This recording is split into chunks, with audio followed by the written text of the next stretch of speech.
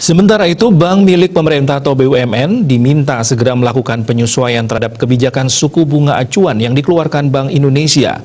Hal tersebut bertujuan mempercepat pergerakan ekonomi. Anggota Komisi 6 DPR RI, Inyoman Partai dalam rilisnya meminta agar bank-bank milik pemerintah secepatnya melakukan penyesuaian. BI menurunkan suku bunga acuan hingga angka 3,75%. Legislator Dapil Bali tersebut menyampaikan agar ekonomi bisa bergerak lebih cepat, bank-bank milik pemerintah harus mempelopori dengan membuat kebijakan bunga murah dengan cara menurunkan suku bunga yang ada selama ini. Ia mengutarakan setidaknya ada beberapa hal yang bisa dijadikan bahan pertimbangan oleh bank plat merah ke depannya agar dapat menurunkan suku bunga. Cara pertama adalah kurangi biaya operasional yang tinggi dari bank BUMN. Selama ini bank-bank BUMN relatif lebih boros jika dibandingkan dengan bank swasta lainnya. Dengan efisiensi biaya operasional, suku bunga bisa diturunkan. Kedua, bank-bank BUMN mesti mengurangi pengendapan dana di bank. Untuk itu hal yang penting dan harus dimulai, yaitu dari menginstruksikan BUMN dan lembaga keuangan milik pemerintah untuk menyalurkan dananya ke kegiatan ekonomi produktif, seperti UMKM dan super ultra mikro.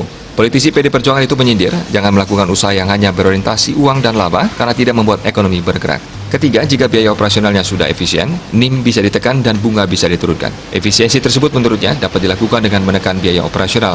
Selain itu, penggunaan teknologi untuk merespon kebutuhan pembukaan jaringan yang luas dapat menurunkan biaya operasional dan akhirnya menurunkan suku bunga kredit. Perlu diingat BUMN itu adalah agen pembangunan. Jadi bank-bank BUMN jangan terlalu banyak mengejar keuntungan. Minimal bank-bank BUMN memiliki operasional yang baik sehingga suku bunga bisa turun. Efeknya investasi akan lebih banyak dan masif. Dunia industri bisa jalan dan ekonomi bergerak, tenaga kerja bisa tumbuh dan negara dengan sendirinya menerima pajak. Bali Pos melaporkan.